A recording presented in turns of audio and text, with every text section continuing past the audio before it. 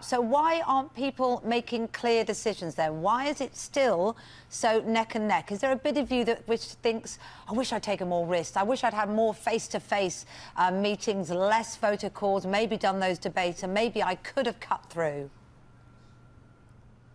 Well, I think people were deeply damaged by the 2008 Great Labour Recession, and it's taken time to recover, and people are thinking very carefully before casting their vote. But there's no point now talking about polls and predictions. We should use the last 24 hours to try and encourage people to shape the future with their vote. I mean, I'm standing in one of the 23 constituencies that we need to win in order to give us that overall majority so Britain can keep moving forward rather than slipping back with Ed Miliband, backed by the SNP, being held to ransom vote by vote, measure by measure in the House of Commons. That would be a disastrous outcome for the country, and there's still time for people to avoid it by having that decisive Conservative majority. Do you think there is a problem, even in what you have just said, in that it's a very negative message that many of the politicians are giving across about don't vote for them, don't vote for the others? And the point is, it hasn't got you very far because, as Kate was saying, the polls are still neck and neck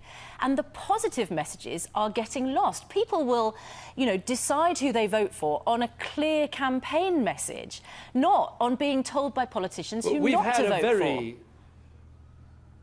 Well, we've had a very clear campaign message, as I said, that if you vote Conservative, we keep going with the growth, we create another 2 million jobs, we cut taxes for people so that they keep more of their own money to spend as they choose, we provide that 30 hours of childcare for the parents of 3- and 4-year-olds and have tax relief on childcare so people, if they want to, can choose to go back to work. We make sure we build the homes for young people. All of these things set out in our manifesto, but it is a choice, an election, and it is in the polls.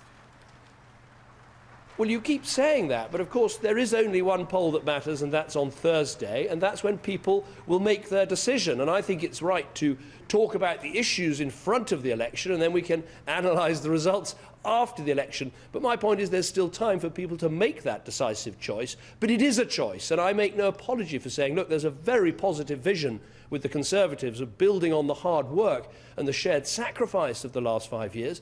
But I do fear, with Ed Miliband and the SNP, we'd go back to the start. They still think the last Labour government didn't spend too much money, even though we've spent the last 5 years, desperately trying to get the deficit down, get the economy moving and get the country back on track, which I think we've really done good work on. But now it's time to take things forward.